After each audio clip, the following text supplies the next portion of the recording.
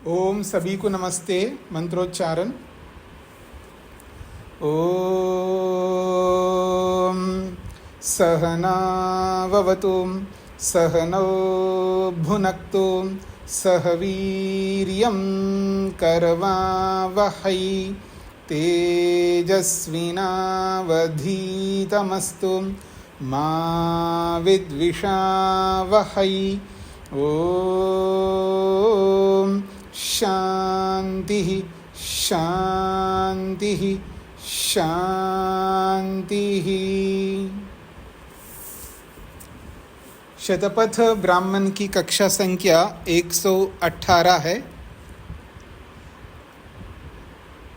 दूसरे कांड के चौथे अध्याय का तीसरा ब्राह्मण प्रारंभ होना है। पृष्ठ संख्या है 513।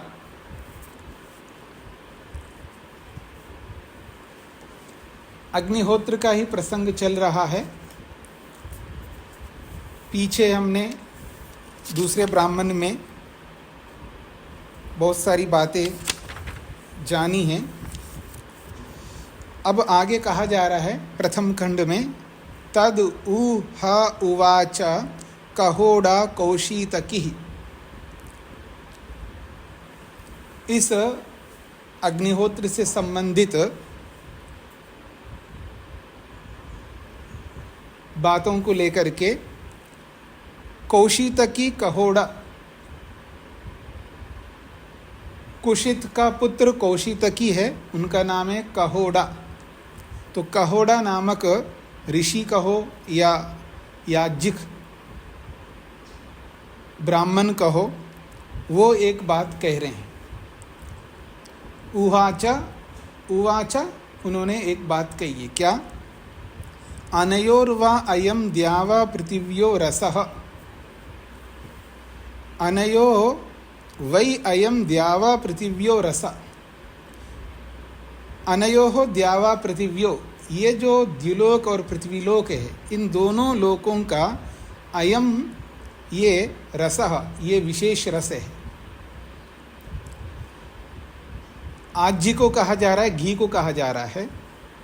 अनयोः वै द्यावा पृथिव्यो, द्युलोक और पृथ्वीलोक का ये जो घी है एक प्रकार से रस है, सार है। अस्य रसस्य हुत्वा, इस सार रूपी रस का हवन करके, और हवन किसके लिए करना है? देवेभ्य, जो देवगण हैं, जिन देवताओं को हम अन्न प्रदान करते हैं। अस्य रसस्य देवेभ्य हुत्वा, इस रसरूपी आज्य का देवों के लिए हवन करके, अथ इमम अश्नाम इति, फिर हम जो बचा हुआ जो यज्ञ शेष है उसको हम अश्नामा खाएंगे। इति, इस प्रकार कौशितकी कहोड़ नामक विद्वान ने कहा। तस्माद् वै आग्रायनेष्ठ्या यजते इति। तस्माद् वै, निश्चित रूप से, इसीलिए आग्रायनेष्ठ्या यजते, आग्रायन नामक इष्टि के द्वारा यज्ञ किया जाता है। तो आप में से कोई बताएंगे आग्रायनेष्टि किसको कहते हैं? अनेक बार आया है श्रोत ग्रंथों में भी और इसमें भी, शतपथ ब्राह्मण में भी। आग्रायनेष्टि किसको कहते हैं? आप में से कौन बता सकते हैं?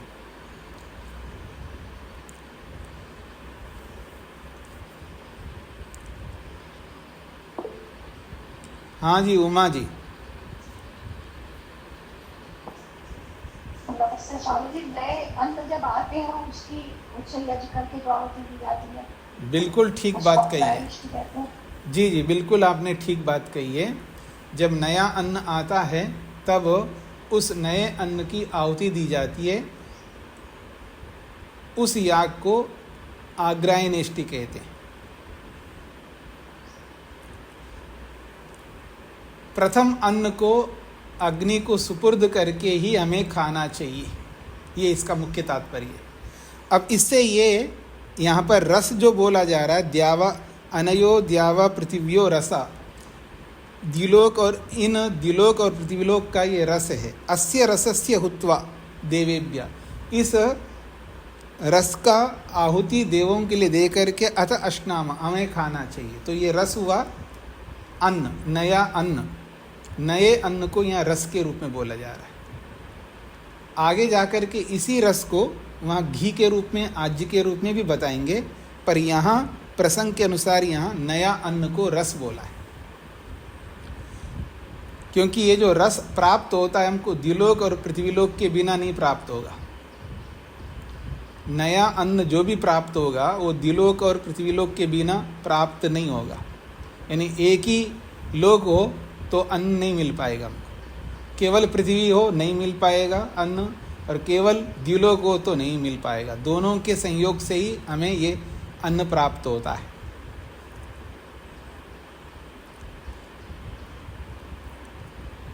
ये बात स्पष्ट हो गई सभी को, दोनों लोकों के बिना अन्न प्राप्त नहीं हो पाएगा। बिना सूर्यदेव के हमें अन्न नहीं मिल पाएगा, बिना पृथ्वीलोक के हमें अन्न नहीं मिल पाएगा। ये इसका तात्पर्य है।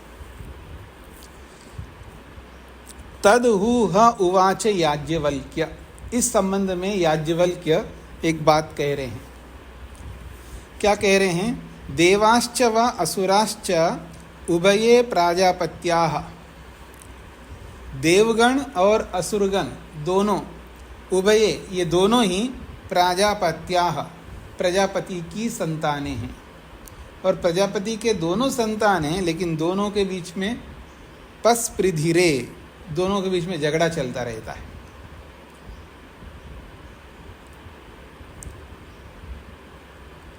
देखिए ये आज की झगड़ा नहीं है, आदि काल से ये झगड़ा चलता रहता। दो भाई आपस में लड़ते रहते हैं, कोई पैसे को लेकर के, कोई ज़मीन को लेकर के, कोई सम्मान को लेकर के, कोई किसी न किसी को लेकर के भाइयों में झगड़ा होता रहता है। तो प्रजापति की ये दोनों संतानें हैं और दोनों के बीच में झगड़ा होता रहता है। ततो असुरा उभयी औषधि याश्च मनुष्य उपजीवन्ति याश्च पशवा कृत्या इव त्वद्विषेण इव त्वत्प्रलिलिपुः। कहते हैं उभयी औषधि, दोनों प्रकार की औषधियों को, दोनों प्रकार की औषधियों का नहीं, दोनों प्रकार के अन्नों को, औषधि का अर्थ यहाँ अन्न है, तो दोनों प्रकार की औषधियों को, वो कौन है दोनों प्रकार की औषधियाँ? याश्च मनुष्य उपजीवन्ति, जिन औषधियों को मनुष्य लोग खाते हैं, याश्च पशवा, और जिस अन्न को पशु खाते हैं। इन दोनों को उन्होंने क्या किया है? कृत्या इव, अपने कुकृत्य से, अपने गलत कर्म से, त्वत् विषेण इव, उस अन्न को विष से युक्त होकर के, तत्प्रलिलिपु, विष से युक्त कर दिया है, अर्थात उस अन्न में विष का लेपन कर दिया। प्रलिलिपु, देखो असुर कैसे होते देखिएगा, अन्न को विष से संयुक्त कर दिया। उतः एवं चिद देवान अभिभवेम इति, उतः एवं चिद, ऐसा करके ही देवान अभिभवेम, हम देवों को ऐसे ही दबा सकते हैं। अगर ऐसा नहीं करेंगे तो दबते ही नहीं देव लोग। जब आपके अन्न को ही दूषित कर दिया तो तब आप तो हमारे चुंगल में आ जाएंगे। इसलिए असुरों ने ऐसा कर दिया। ततो न मनुष्य आशुः न पशवा आलिलिशिरेः, ततो न मनुष्य आशु, अब विष युक्त अन्न को कौन खाएगा जी? तो ततो न मनुष्य आशु, इस कारण से न मनुष्य खा पाए, न पशवा आलिलिशिरे, न पशु खा पाए उस अन्न को। ताः इमाः प्रजा अनाशकेन नोत्परा बभूः, ताः इमा प्रजा, वे ये जो प्रजा है, चाहे वो पशु के रूप में हो या मनुष्य के रूप में है, ये प्रजा जो है अनाशकेन, ना खाने के कारण से, नोत्परा बभू, वो अपने आप जो है पराभूत हो गए, अर्थात विनाश को प्राप्त होते गए, समाप्त होते गए।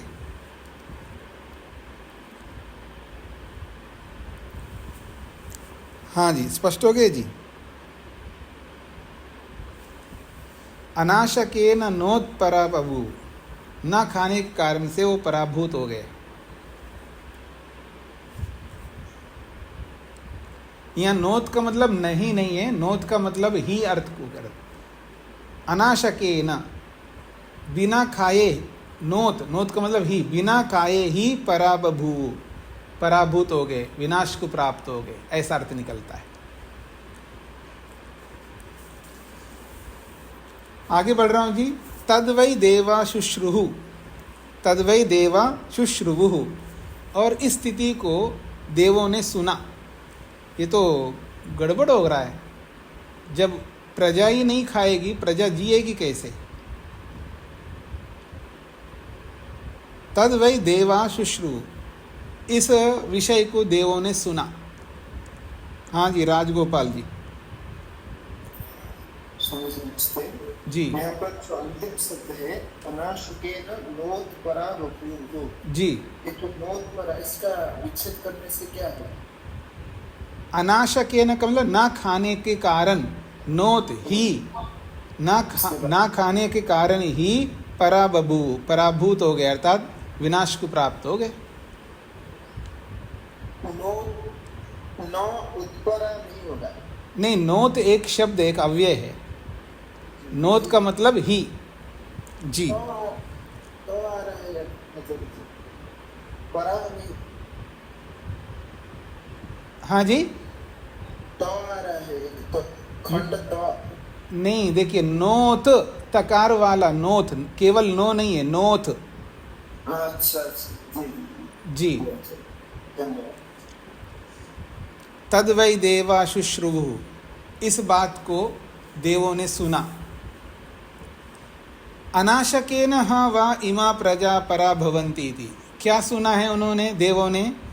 अनाशकेन वा इमा प्रजा, बिना खाए ही ये जो सारी प्रजा है परा भवन्ति, ये विनाश को प्राप्त हो रही हैं।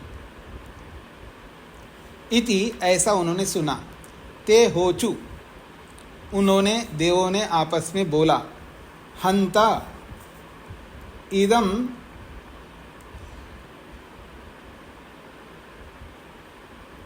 अंत इदम आसाम, अंत इदम आसाम अपजिघांसाम इति।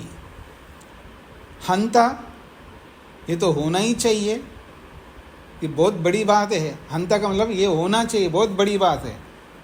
इदम आसाम, आसाम इस प्रजा का ये जो विष है, इस विष को अपजिघांसामा, इस विष को हटाते हैं, इस विष को नष्ट करते हैं, अन्न में से इस विष को नष्ट करते हैं। केन इति, अब अन्न के अंदर आया हुआ विष को समाप्त करेंगे, तो समाप्त करना तो बहुत अच्छी बात है, लेकिन किससे समाप्त करें? केन इति प्रश्न उठाया उन्हीं देवों के बीच में एक ने, यानी देवों ने आपस में, तेहा ऊचु, वो देव लोग आपस में कहने लगे, हंता, अरे ये तो बहुत बड़ी बात है, अगर प्रजा समाप्त हो जाएगा तो हमारा देवत्व तो प्रजा के कारण से है, और प्रजा ही नहीं रहेगा तो हमारा देवत्व किस काम का है? हंता, तो क्या करें? इदम आसाम, आसाम इदम, इस प्रजा के अंदर जो आसाम इदम, इस प्रजा का ये जो इस प्रजा की जो समस्या है, उस समस्या को अपजिघांसामा, हम दूर करेंगे। तो दूर करेंगे ऐसा देवों ने बोला, तो देवों के बीच में किसी ने बोला है, केना, दूर तो करोगे, लेकिन किससे दूर करोगे? प्रश्न किया, तो उत्तर दे रहे हैं, यज्ञेन एव इति, हम यज्ञ करेंगे, यज्ञ से ही हम दूर कर सकते हैं। यज्ञेन एव इति, यज्ञेन ह स्मा वै तद्देवा कल्पयन्ते, निश्चित रूप से यज्ञ से ही वे देव लोग जो है कल्पयन्ते स्मा, वो समर्थ होते हैं। जो भी बड़े बड़े अच्छे कामों को सिद्ध करना चाहते हैं, वो देव लोग यज्ञ से ही करके उन कार्यों को संपन्न करते हैं।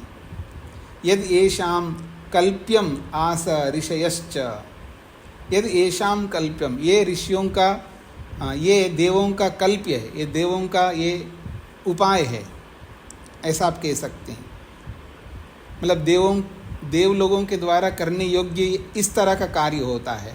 और ऋषयश्च, और ऐसा ही ऋषि लोग करते हैं। जब भी कोई आपत्ति, समस्या, मुसीबत आती है तो वो देव लोग यज्ञ करके ही उसका समाधान करते हैं। न केवल देव लोग, ऋषयश्च, ऋषि लोग भी ऐसा ही करते हैं, ये इसका तात्पर्य है। आगे बढ़ता हूँ जी, चौथा खंड। तेह ऊचु, तेह ऊचु, वो देवों ने आपस में कहा, कस्य न इदम भविष्यति इति। अब यज्ञ से उस विष को हटाएंगे तो अब वो यज्ञ किसका बनेगा? यज्ञ से तो करेंगे, तो देवों के बीच में एक बात आई है, फिर ये यज्ञ किसका रहेगा? कस्य न इदम भविष्यति, हम में से किसके पास इसका अधिकार रहेगा? ते मम मम इति एव, उनमें से एक ने कहा ये मेरा रहेगा, किसी ने कहा मेरा रहेगा, बस लड़ते रहो, ऐसे ही है। आज बहुत अच्छा है, परोपकार करना चाहिए जी। हम सब मिल कर के परोपकार करते हैं, तो आप सब ने कहा हाँ जी करना चाहिए, कर लेते हैं। अब प्रश्न आएगा जी किसके माध्यम से करेंगे? तो कोई तो माध्यम होना चाहिए। माध्यम का मतलब है कोई संगठन बना के, कोई कुछ तो एक ऑर्गेनाइजेशन बनाना होगा ना। अब जैसे ऑर्गेनाइजेशन की बात आती है, उसका प्रधान, उसका मुखिया, उसका प्रेसिडेंट कौन बनेगा जी? तो कहते मैं बनूंगा, मैं बनूंगा, मैं बनूंगा, ये बात आती है। तो ऐसा ही यहाँ पर है, यज्ञ से करेंगे तो अब वो यज्ञ किसका माना जाएगा? मेरा, आपका, किसका माना जाएगा? तो मम इति, मेरा रहेगा, मेरा रहेगा, ऐसा बोला उन्होंने। ते मम इत्येव, मेरा रहेगा, मेरा रहेगा। तो कहते हैं न संपादयन चक्रु, न संपादयान चक्रु, संपन्न नहीं कर पाया। अगर मेरा मेरा ऐसा करेंगे तो झगड़ा होता रहेगा, तो फिर वो नहीं कर पाएंगे। तेह असंपाद्य ऊचुः, तेह असंपाद्य, जब उस यज्ञ को नहीं कर पाए तो ऊचु, फिर बोला उन्होंने,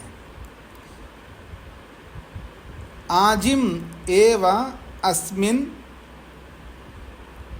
अजामहे। तेह असंपाद्य, जब वो नहीं कर पाए, यानी यज्ञ नहीं कर पाए, क्योंकि सब लोग झगड़ा करने लगे, ये मेरा यज्ञ रहेगा, मेरा रह जाएगा। तो असंपाद्य ऊचु, जब वो नहीं कर पाए यज्ञ को, तो ऊचु आपस में बोलने लगे, आजिम एव अस्मिन् अजामहै। आजिम का अर्थ होता है, आज ही चिट डालते हैं जी, चिट डालना समझते हैं आप लोग? जब निर्णय नहीं कर पाते तो चिट डालते हैं ना, एक चिट्ठी बना करके, चिट डाल करके डालते हैं, जिसका आएगा वही जीतेगा। तो आजिम का अर्थ है प्रतियोगिता। आजिम एव अस्मिन, अस्मिन इस यज्ञ के विषय में आजिम एक प्रतियोगिता रखते हैं। और अजामहै, आजिम अजामहै प्रतियोगिता रखते हैं इस संबंध में। स यो न उज्जेष्यति, न अम्मे से, स यो जो कोई उज्जेष्यति जीतेगा, तस्य न इदम भविष्यति, और अम्मे से वो यज्ञ उसी का हो जाएगा, जो जीतेगा उसी का वो यज्ञ हो जाएगा। तथा इति, सब लोगों ने कहा चलिए ऐसे ही करते हैं। तस्मिन् आजिमाजंत, तस्मिन् आजिम आजंता, उस प्रतियोगिता के दौड़ में वो सब सम्मिलित हो गए, इसका ही तात्पर्य। तस्मिन आजिम आजंता, उस प्रतियोगिता में सब लोगों ने भाग लिया, ये इसका तात्पर्य है। 5वां खंड। तौ इंद्राग्नि उदजयताम, तौ इंद्राग्नि उदजयताम। तौ वो दोनों, इंद्र अग्नि, इंद्र और अग्नि, उदजयताम ये जीत गए हैं। उन सब देवों में इंद्र और अग्नि दोनों जीत गए हैं, उन सब देवों में से। तस्मात् ऐन्द्राग्नो 12 कपाला पुरोडाशा भवति, इसीलिए इंद्र और अग्नि संबंधी 12 कपाल पुरोडाश होता है। इंद्राग्नि ही अस्य भागदेयम उदजयताम, इंद्राग्नि ही अस्य भागदेयम, इंद्र और अग्नि का ही ये भाग है। जो भी हम यज्ञ में आहुति देते हैं वो इंद्र और अग्नि का ही भाग होता है, मुख्य रूप से इंद्र और अग्नि का ही होता है, ये इसका तात्पर्य है। क्योंकि उदजयताम उन्होंने ही जीता है, उन्होंने ही जीता था, इसलिए उन्हीं का यज्ञ का जो मुख्य भाग है वो इंद्र और अग्नि का ही होता है, क्योंकि उदजयताम उन दोनों ने ही जीता था। तो यत्र इंद्राग्नि उज्जिगीवान सौ तस्थतु, तो वो दोनों, यत्र इंद्राग्नि, तो इंद्राग्नि यत्र उज्जिगीवांसौ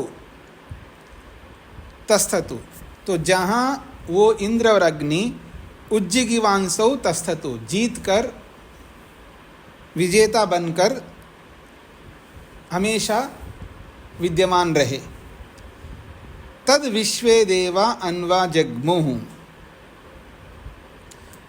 तद विश्वे देवा बाकी सारे के सारे जो देव लोग हैं, तद उन दोनों के पीछे पीछे, अन्वा जग्मु उनके पीछे पीछे रहे, अर्थात उन्हीं का अनुगामी बन करके रहे। अर्थात इंद्र और अग्नि का ही यज्ञ का मुख्य भाग होता है, और मुख्य भाग इंद्र और अग्नि को प्राप्त हो गया है तो बाकी विश्वे देवा, बाकी जितने भी देव हैं वो उन्हीं अग्नि और इंद्र के अनुयायी बन करके रहे, ये इसका तात्पर्य है। आगे बढ़ूं जी। अगला है क्षत्रम व इंद्राग्नि, क्षत्रम व इंद्राग्नि, इंद्र और अग्नि जो देव है वो क्षत्रम क्षत्रिय के होते हैं। विशो विश्वे देवा, और विश्वे देवा बाकी जो समस्त देव है वो विशः, वो वैश्य के होते हैं। क्षेत्रम उज्जयति अन्वा भक्ता वै तत्र विट, यत्र क्षेत्रम उज्जयति जहाँ क्षेत्रीय जीत लेता है, अन्वा भक्ता वै तत्र विट, और वहीं जहाँ क्षेत्रीय जीतता है, यानी जो क्षेत्रीय जीतता है, और विट जो है वैश्य जो है वो उन्हीं के पीछे रहता है। आज नहीं देखते जी समाज में, कुछ आपको स्पष्ट हो रहा है जी। जो राजा बनता है ना, व्यापारी वर्ग उन्हीं के साथ हो जाते हैं। जो बड़े व्यापारी वर्ग होते हैं ना, बड़े बड़े, छोटे मोटे नहीं, बहुत बड़े बड़े, छोटे मोटे भी रहते हैं क्योंकि उनको अपना काम करवाना होता है आज। तो यही बात कह रहे हैं, यत्र वै क्षेत्रम उज्जयति, जहाँ जो क्षेत्रीय जीतता है, अन्वा भक्ता वै तत्र विट, और उन्हीं के पीछे पीछे विट वैश्य रहते हैं।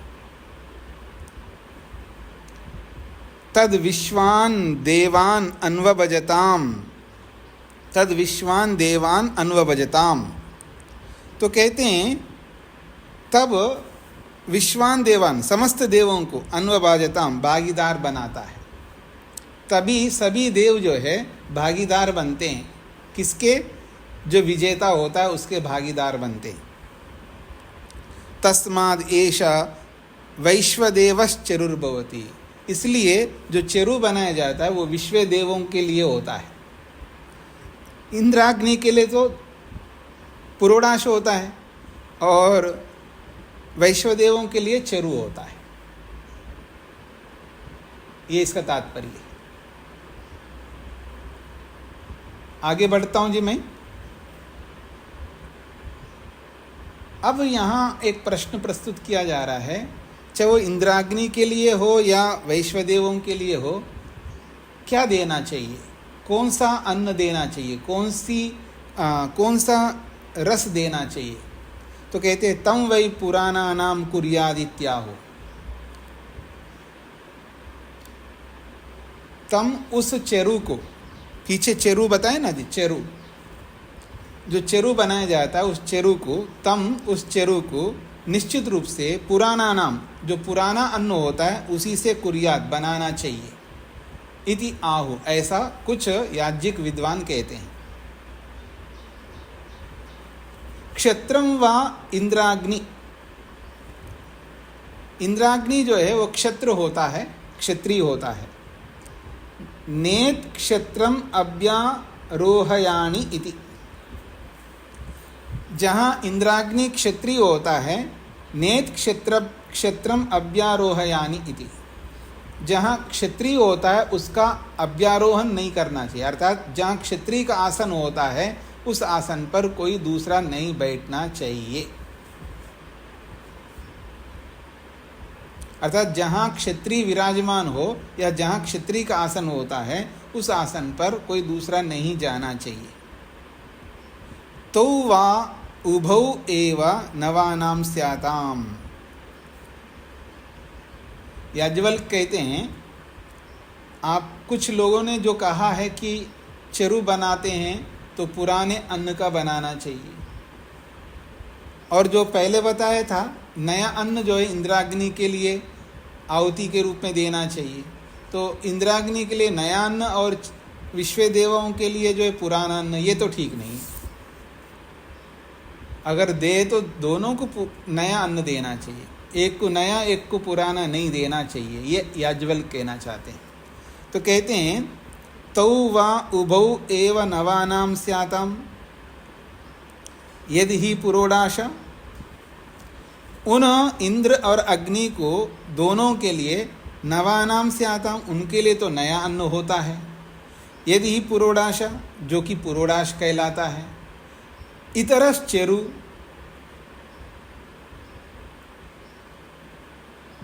और बाकी जो विश्वदेव है उनके लिए चरु हो। तेन एव क्षत्रम अनभ्यारूढ़म, इससे क्षत्रम अनभ्यारूढ़म, जो क्षत्रिय है उसके समान आरूढ़ नहीं माना जाएगा। अर्थात जो क्षत्रिय के लिए आप नया अन्न दे रहे हो उस समान ही वैश्वदेवों को देना चाहिए, उसके समान होना चाहिए। अनभ्यारूढ़म का मतलब है उसके साथ आरूढ़ नहीं होगा, अर्थात उसके बराबर आप नहीं दे रहे हैं। तस्मात् उभौ एव नवानाम स्याताम, दोनों के लिए नया अन्न होना चाहिए।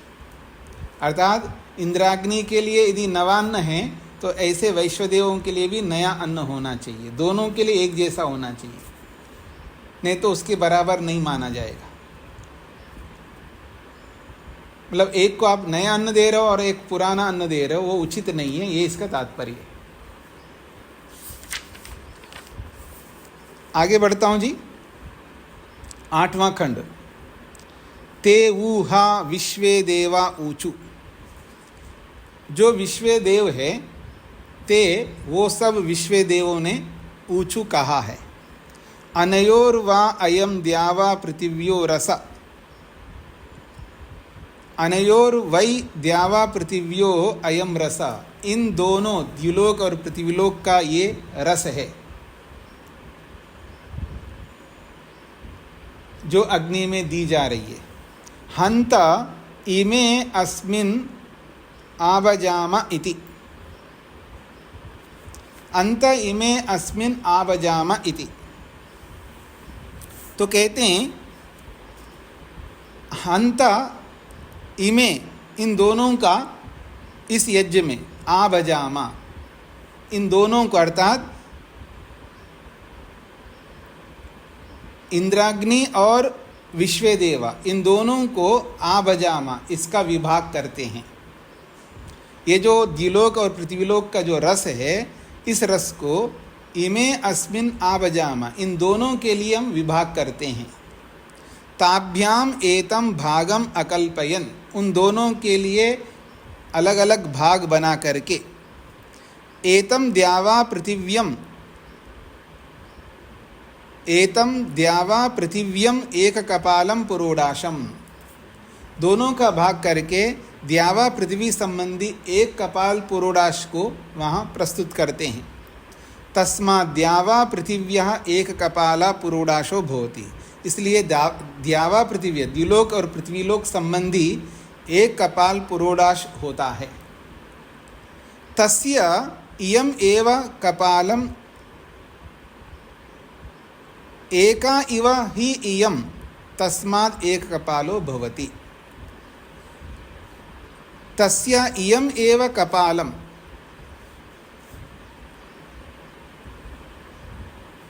उस रस की, तस्य का मतलब है उस रस की यही एक कपाल है। तस्मात् एक कपालो भवति। तो यहाँ ये बात कहना चाह रहे हैं कि उन दोनों के लिए जो भाग निकाला जाता है, वो भाग जो है द्यावा पृथिव्यम एक कपालम पुरोडाश कहलाता, यानी द्युलोक और पृथ्वीलोक संबंधी एक कपाल वाला पुरोडाश होता है उन दोनों देवों के लिए। तस्मात्, इसलिए द्यावा पृथिव्य एक कपाल पुरोडाश भवति, द्युलोक और पृथ्वीलोक संबंधी एक कपाल वाला पुरोडाश होता है। यहाँ तक बोलने के बाद बोला जा रहा है तस्य इयम एव कपालम, तस्य इयम एव कपालम, उसका यही एक कपाल है। एका इव ही इयम, क्योंकि ये पृथ्वी पर ही उस आहुति को दिया जाता है, इसलिए तस्मात् एक कपालो भवति, इसलिए एक कपाल नामक पुरोडाश होता है। ये इसका तात्पर्य। वर्मा जी। स्वामी जी, थोड़ा स्पष्ट कम हुआ कि कैसे क्या कह रहे हैं इसमें। ऐसा है जी, जो रस बताया जा रहा है वो रस है, यहाँ अन्न, जो नया अन्न आता है वो रस है, और उस रस का विभाग कर रहे हैं दोनों देवों के लिए, अग्नि, इंद्राग्नि के लिए और वैश्वदेव के लिए। दोनों का भाग बनाया है। दोनों का भाग कैसे बनाए, दोनों के लिए भाग जो दे रहे हैं वो कैसे देंगे, तो कहा है द्यावा पृथिव्यम एक कपालम पुरोडाशम, द्युलोक और पृथ्वीलोक संबंधी एक कपाल वाला पुरोडाश बनाते हैं। आपको एक कपाल पुरोडाश का मतलब समझ में आता है? नहीं स्वामी जी, नहीं समझ में आया कपाल वाला। कपाल किसको कहते हैं? जिसमें पुरोडाश बनाया जाता है, जो टीकरा जैसा होता है। टीकरा जो होता है ना, उसको कपाल कहते हैं। तो उस कपाल में पुरोडाश बनाया जाता है। पुरोडाश का मतलब है एक मोटा सा, जैसे एक मोटी पराठा जैसा होता है ना, ऐसा एक बनाया जाता है। एक कपाल में एक पुरोडाश, दूसरे कपाल में दूसरा पुरोडाश। जैसे पीछे 12 कपाल पुरोडाश बोला तो 12 पुरोडाश होंगे। तो इनके लिए एक कपाल पुरोडाश बनाया जाता है, अर्थात एक ही पुरोडाश बनाया जाता है। और उस एक ही पुरोडाश को द्यावा पृथिव्या एक कपाल पुरोडाश भवति, द्युलोक और पृथ्वीलोक संबंधी एक कपाल वाला पुरोडाश उसको बोला जाता है। तस्य इयमेव एक कपालम, ये वही इस पृथ्वी संबंधी एक कपाल है। इयम ही तस्मात् एक कपाल भवति, इस पृथ्वी के लिए ही, अर्थात पृथ्वी में विद्यमान यज्ञ में ही उस एक कपाल पुरोडाश को आहुति के रूप में दिया जाता है, इसलिए वो एक कपाल पुरोडाश कहलाता है। ये कहना चाह रहे हैं। ठीक है जी। सदानंद जी, कुछ स्पष्ट हो गया?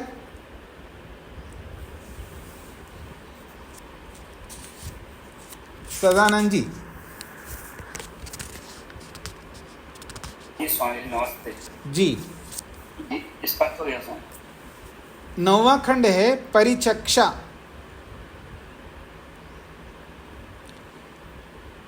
परिचक्षा कहते हैं एक प्रकार से निंदा कहिएगा,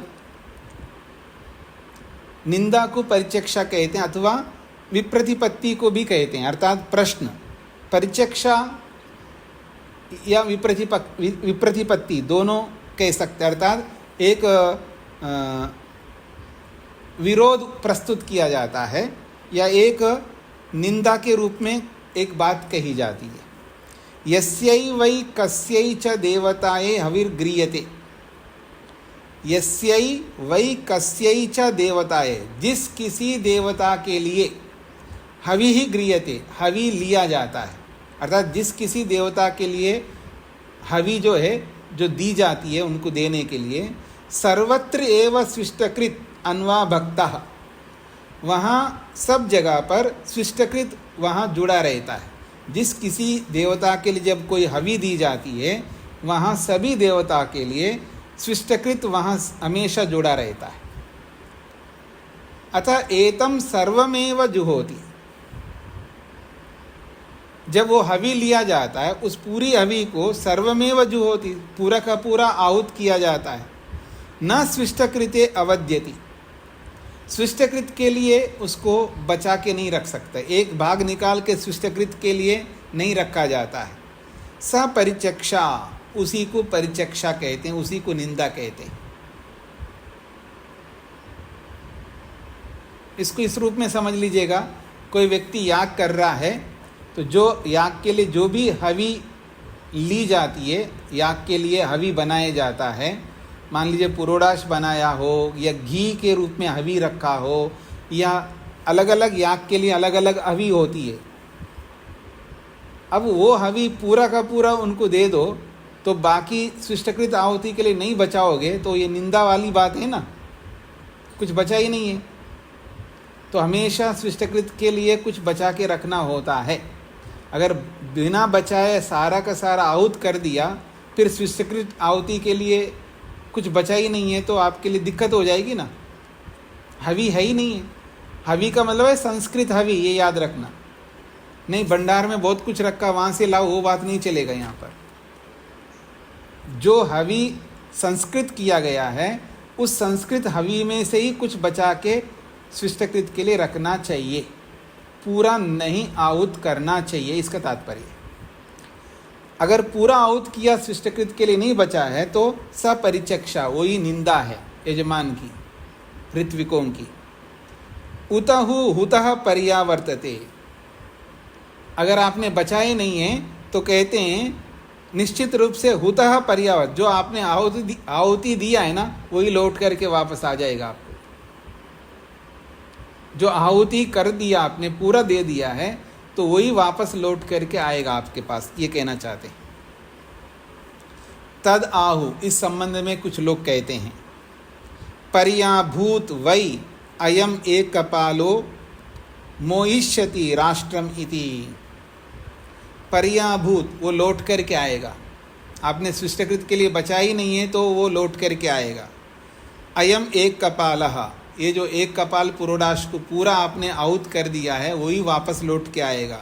और वापस लौट करके आके क्या करेगा? मोहिष्यति राष्ट्रम इति, राष्ट्र को जो है मुग्ध कर देगा, राष्ट्र को ही वो हानि पहुंचा देगा। न अस्य सा परिचक्षा, तो कहते हैं न अस्य परिचक्षा, ये इसकी निंदा ऐसी नहीं है। न अस्य सा परिचक्षा, ये उसकी ऐसी निंदा नहीं है। क्यों? आवनीयो व आहुतीनां प्रतिष्ठा, ये जो आहुतियों का आधार है वो आवनी है। जो आवनी अग्नि है वो समस्त आहुतियों की प्रतिष्ठा है, आधार है। स यद आवनीयं प्राप्य अपि दश कृत्वा पर्यावर्तेता, स यद आवनीयं प्राप्य, और जो आहुति आप देते हो वह आवनी को प्राप्त होकर के दश कृत्वा पर्यावर्तेता, दस क्या कहना चाहिए, 10 गुना बढ़ करके लौट करके आ जाएगा। स यद आवनीयम प्राप्य, वो आवनीय अग्नि को प्राप्त होकर के भी दश कृत्वा पर्यावर्तेता, वो 10 गुना बढ़ कर के भी लौट के आ जाए, न तद आद्रियेता, उसका आदर नहीं करना चाहिए। यदि तु अन्ये वदन्ति, यदि तु अन्ये वदन्ति, यदि दूसरे ऐसा कहते हैं, यदि तु अन्ये वदन्ति, यदि कुछ दूसरे लोग ऐसा कहते हैं, का तत् संधम उपेयात, का तत् संधम उपेयात, कह तत् संधम उपेयात, अर्थात कौन उनके साथ झगड़ा करे। संधम उपेयात का मतलब झगड़ा, कौन उनके साथ झगड़ा मोल ले ले। तस्मात् आज्यस्य एव यजेत, इसलिए आज से ही हवन करो ना जी। पुरोडाश तो जी देखो जी, पुरोडाश जो है वो एक होता है, उसकी तो आहुति देना पड़ता है, और पूरा आहुति दे दिया, फिर उसके बाद शिष्टकृत के लिए बचा नहीं है। जब शिष्टकृत के लिए बचा नहीं है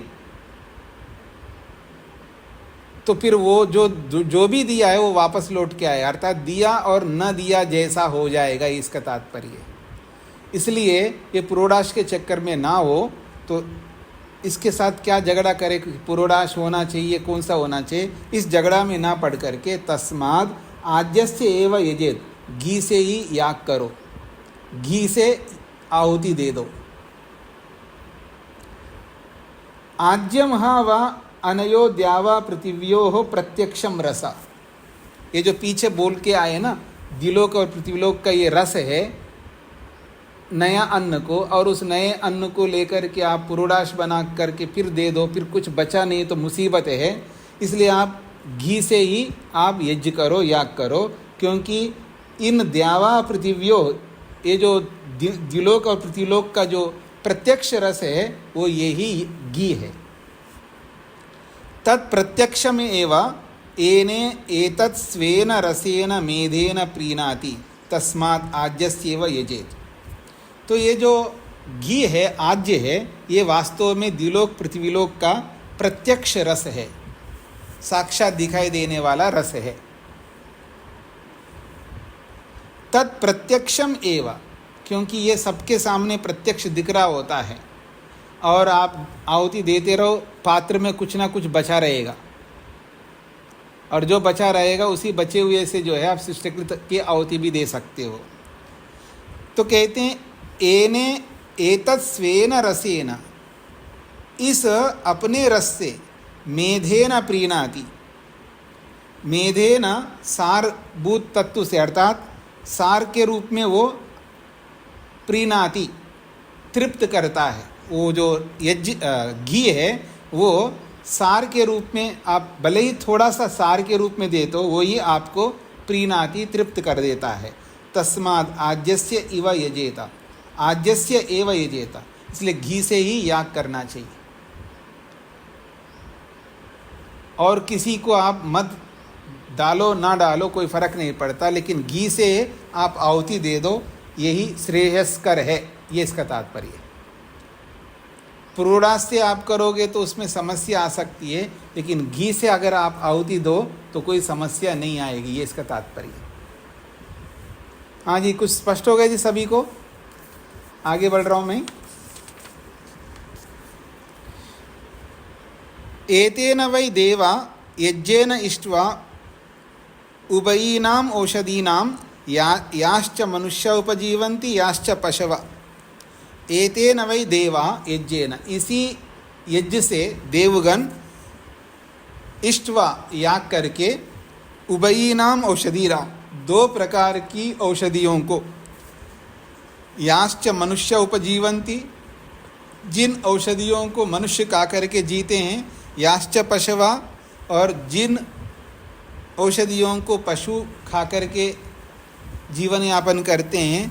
कृत्याम इव त्वद विषम इव त्वद अपजग्नुः, कृत्याम इव, अपने कृत्य से, अपने कर्म से, देवों ने अपने यज्ञरूपी कर्म से, त्वद विषम इव, जो विष सा बन गया है अन्न, उस अन्न को त्वद अपजग्नु, उस विष को उन्होंने हटा दिया यज्ञ करके देवों ने। ततः अश्नन मनुष्या आलिशंतः पशवः, तथा उसके बाद जब विष को हटा दिया है तब मनुष्य आश्नन, मनुष्य खाने लगे, आलिशंता पशव, और पशु भी खाने लगे। तब से मनुष्य और पशु उस अन्न को खाने लगे। ये इसका तात्पर्य है। 12वां खंड है, अथ यदि एषा एतेन यजते, अथ यद एषा एतेन यजते, तो कहते हैं अथ यद एषा एतेन यजते, जो इस आग्रायन नामक इष्टि से यजन करता है, तत् न अह नु एव एतस्य तथा कश्चन कृत्यया इव त्वद् विषेण इव त्वत् प्रलिम्पति इति। इसका यह अभिप्राय है, जो यजमान इस आग्रायन इष्टि से यज्ञ करता है तो तत् न अह नु एतस्य तथा कश्चन कृत्या इव त्वद् विषेण इव त्वत् प्रलिम्पति इति। तो उस आग्रायन इष्टि से यज्ञ करने पर उस अन्न को कोई भी विष लिप्त नहीं हो सकता, ये इसका तात्पर्य है। तो कहते हैं तत् न अह नु एव एतस्य, उस इस यजमान के उस अन्न का, जो नया अन्न है उस अन्न का, कश्चन कृत्या इव, किसी भी कृत्य से, त्वद् विषेण एव त्वत् न प्रलिम्पति, उसको विष से कोई युक्त नहीं कर सकता। अगर कोई उस आग्रायन इष्टि के द्वारा नए अन्न को कोई यज्ञ के द्वारा आहुति कर देता है, फिर उस अन्न को कोई दूषित नहीं कर सकता, विषयुक्त नहीं कर सकता, इसका ये तात्पर्य है।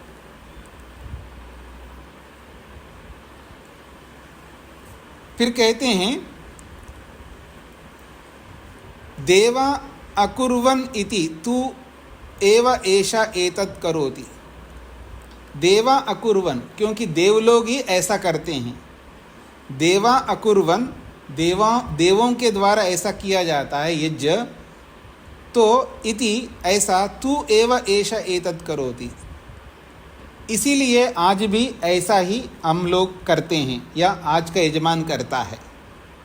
यम ऊच एव देवा भागम अकल्पयन्त तम ऊच एभ्या एषा एतद् भागम करोति। तो कहते हैं यम च एव देवा भागम अकल्पयन्त, देवों ने जिस भाग को लेकर के देवों ने जिस भाग को लेकर के, यानी देव लोग जिस भाग को लेकर के यज्ञ के माध्यम से संपन्न करते हैं, तम हु च एभ्या एषा एतद् भागम करोति। वैसा ही आज भी देवों के समान ये यजमान भी वैसा ही उन देवों का एक भाग बनाता है। इमानु च एव एतद् उभयी ओषधीर् याश्च मनुष्या उपजीवन्ति याश्च पशवः। तो कहते हैं इमा नु च एव एतद्, तभी से लेकर के इमा, ये जो औषधियाँ हैं, उभयी औषधि, दोनों प्रकार की औषधियाँ, मनुष्या याश्च उपजीवन्ति, जिस औषधि को मनुष्य लोग खा करके जीते हैं, याश्च पशवा, और जिस औषधियों को पशु लोग खा करके जीवित रहते हैं। ता अनमीवा अकल्मिषाः, ता अनमीवा, वो रोग रहित, अकल्मिषाः, दूषितता से रहित, मतलब दोष रहित। अनमीवा का मतलब है रोग रहित, और अकल्मिषा का मतलब है दोष रहित, कुरुते बन जाता है। ता अस्य अनमीवा अकल्विषा इमा प्रजा उपजीवन्ति, उसी रोग रहित दोष रहित अन्न को लेकर के इमा प्रजा, ये सारी की सारी प्रजा उपजीवंती, उसका सेवन करते हैं।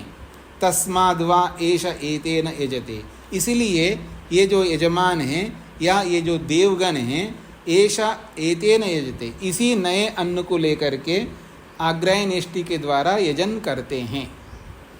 ये इसका तात्पर्य है।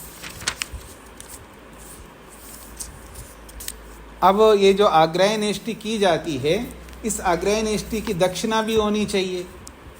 तो कहते हैं तस्य प्रथमजो गौर दक्षिणा, तस्य प्रथमजो गौर दक्षिणा, उस आग्रहनेष्टि का प्रथम उत्पन्न गाय दक्षिणा के रूप में होती है। प्रथम उत्पन्न का मतलब है जो उस वर्ष में जो पहली बछड़ी जो उत्पन्न होती है, प्रथम बार जो उस वर्ष में बछड़ी उत्पन्न होती है, उस बछड़ी को दक्षिणा के रूप में ऋत्विक को देना चाहिए। अग्र्यम इव ही इदम स यद ईजानः स्यात्। अग्र्यम इव ही इदम, जैसे ये आग्रहनेष्टि अग्र्य होता है, तो ऐसे ही ये जो बछड़ी होती है वो भी अग्र्य होता है। अर्थात प्रथम उत्पन्न अन्न को लेकर के इष्टि की जाती है, वैसा ही प्रथम उत्पन्न बछड़ी को दक्षिणा के रूप में दी जाती है। यद ईजाना स्यात्, जो ईजाना होता है उसके लिए। ईजाना का मतलब है जो यागों को करने वाला होता है, जो यागों को करने वाला होता है उसको ऐसा ही दक्षिणा के रूप में देना चाहिए। वो कैसा होता है जी? दर्श पूर्णमासाभ्याम वा यजेता, जो दर्श और पूर्णमास यागों के द्वारा यज्ञ करता है वही ईजाना होता है, वही यागों को करने वाला होता है। अथ एतेन यजते यजेता, अथ एतेन यजेता, इसलिए वो इस आग्रहण इष्टि के द्वारा यजन करता है। यदि अनीजाना स्यात्, जो इस प्रकार के यागों को न करने वाला हो, मतलब इस तरह के वो अग्निहोत्री ना हो, आहिताग्नि ना हो, बस ऐसे करने वाला हो, कभी मन में आया, तो ऐसे अनीजाना का मतलब है जो यागों को न करने वाला हो। ऐसे व्यक्ति को क्या करना चाहिए? तो कहा चातुष्प्राश्यम एवं एतम ओदनम अन्वा आर्य पचने पचे। 4 लोग खाने जितना, चातुर्प्राश्यम का मतलब है 4 लोगों के खाने योग्य जितना चावल लेकर के वो दक्षिणाग्नि में उस चावल को पचेयु, पकाएं। तम ब्राह्मणा अश्नियु, फिर उसको ब्राह्मण लोग खाए। यही उसकी दक्षिणा है। स्पष्ट हो गए जी? जो यागों को करने वाला होता है, जो सोमयाजी कह सकते हो या आहिताग्नि कह सकते हो या अग्निहोत्री कह सकते हो, ऐसे व्यक्ति को तो गाय को दक्षिणा के रूप में देनी चाहिए। और जो ऐसे अग्निहोत्री नहीं है, कभी कभी करने वाला है, उसको आग्रहनेष्टि करने पर 4 ब्राह्मणों के खाने योग्य अन्न उसको खिला देना चाहिए। ये इसका तात्पर्य है। 14वां खंड है द्व्या वै देवाः। 2 प्रकार के देव होते हैं जी। द्वया वै देवा, 2 प्रकार के देव होते हैं। देवा, एक तो देव होते हैं जो मनुष्य देव कहलाता है। अह वै अह एव देवाः, देवा अह एव देवा, देवा अह एव देवा। अह एव का मतलब यही देव होते हैं जो जड़ देव होते हैं, इसका ये तात्पर्य है। अतः ये ब्राह्मणा शुश्रुवांसा सो अनुचानः ते मनुष्य देवा। और जो ब्राह्मण होते हैं शुश्रुवांसा, जो वेदों को सुनने वाले होते हैं, शास्त्रीय बातों को सुनने वाले होते हैं या सबकी बातों को सुनने वाले होते हैं। अनुचाना, बहुत बड़े बड़े विद्वान होते हैं, वेदों को पढ़े हुए होते हैं। ऐसे जो मनुष्य देवा होते हैं वो दूसरे प्रकार के देवा। एक मनुष्य देव होते हैं जो ब्राह्मण हैं, सुनने वाले होते हैं, बड़े बड़े शास्त्रों को पढ़ने वाले होते हैं। और एक जड़ देव होते हैं। तद यथा, जैसा कि वषट्कृतं हुतम एवं अस्य एतद् भवति। तद यथा, जैसा कि वषट्कृतं हुतम, एक देव वो होते हैं जिनको वषट कृतम हुतम, वषटकार के द्वारा, अर्थात जैसे आहुति देते हैं ना, आहुतियों के द्वारा, वषटकार के द्वारा हुतम, उनको आहुत किया जाता है, अर्थात उनको खिलाया जाता है जड़ देवताओं को। अस्य एतद् भवति, ऐसे देवों के लिए आहुतियाँ होती है। तत्र हु यत् शक्नुयात् तद् दद्यात् दक्षिणम हविष्यात्। तत्र यत् शक्नुयात्, वहाँ जो देने योग्य पदार्थ होता है, तद् दद्यात् दक्षिणम, जो मनुष्य देव होते हैं, तत्र यत् शक्नुयात्, जो आप दे सकते हो। तत्र का मतलब है जो मनुष्य देव होते हैं, जो याग आदि करने वाले देव होते हैं, तत्र वो यत् शक्नुयात्, जो आप दे सकते हो, तद दद्यात् दक्षिणम, उसको दक्षिणा के रूप में उन मनुष्य देवों को देना चाहिए। हवि स्यात्, उनके लिए दक्षिणा के रूप में वैसी हवि होनी चाहिए जो देने योग्य हो, जो उनको दी जा सकती है। इति ही आहु, ऐसा कुछ लोग कहते हैं, कुछ याज्ञिक लोग कहते हैं। न अग्निहोत्रे जुव्यात् समदम। अब अंत में एक बात कह रहे हैं, अग्निहोत्र में न जुह्यात्, अग्निहोत्र में ऐसी कोई क्रिया नहीं करनी चाहिए जो विवाद को उत्पन्न करने वाले हो। अगर ऐसा आप करोगे तो समदम हा कुर्यात्, तो फिर वहाँ समदम कहते हैं कलह, झगड़ा, समदम हा कुर्यात्, फिर तो झगड़ा हो जाएगा। तो अर्थात अग्निहोत्र में नया अन्न को नहीं डालना चाहिए, अग्निहोत्र में नया अन्न को नहीं डालना चाहिए, यानी नया अन्न आते ही तो उसको अग्निहोत्र में नहीं डालना चाहिए। यद अग्निहोत्रे जुह्यात् अन्यद व आग्रायनम, अन्यद ही अन्यद अग्निहोत्रम। तो कहते हैं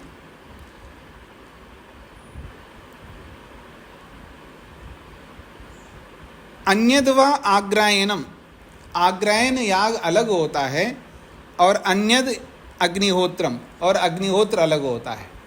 तो आग्रायनेष्टि में नए अन्न को डाला जाता है और अग्निहोत्र में नहीं डाला जाता, इसलिए आग्रायनेष्टि अलग है और अग्निहोत्र अलग है। तस्माद् न अग्निहोत्रे जुह्यात्, इसलिए अग्निहोत्र में नए अन्न को आहुति के रूप में नहीं डालना चाहिए, अर्थात नया अन्न अग्निहोत्र में नहीं डालना चाहिए, उसको आग्रायनेष्टि में डालना चाहिए। ये इसका तात्पर्य है। पकड़ में आ गए जी। जो नया अन्न आता है उसको अग्निहोत्र में नहीं डाल सकते, अग्निहोत्र में डालने योग्य हवि को ही अग्निहोत्र में डालना चाहिए। अगर नया अन्न को आपको डालना है तो उसको आग्रायनेष्टि करके उसमें डालना चाहिए, वो अग्निहोत्र नहीं कहलाता, वो अलग याग है आग्रायनेष्टि के नाम से, उसमें केवल नए अन्न की ही आहुति दी जाती है। ये इसका तात्पर्य है। ठीक हो गए जी, इसको यहीं पर विराम देते हैं। हाँ जी, उमा जी को क्या कहना है? स्वामी जी जैसे इस पर करते हैं नव संवत्सर की और दीपावली की और इसकी होली पर जो करते हैं यज्ञ, और उसमें खीर से देते हैं कि नया नया जब दीपावली। हाँ, तो यही कह रहे हैं ना, यहाँ पर अग्निहोत्र में नहीं डालना है, शास्त्र ये कहता है। आप जो करते हैं वो अलग चीज़ है। हाँ, आग्रायनेष्टि के नाम से करो, बस उसमें केवल नया अन्न की आहुति होती है। अगर अग्निहोत्र करना है तो अग्निहोत्र में नए अन्न की आहुति नहीं होती, यही तो कहना चाह रहे हैं यहाँ पर। तो जो शास्त्र कहता है वैसा करना है, ये इसका अभिप्राय है। ओम शांति शांति शांति। सभी को नमस्ते।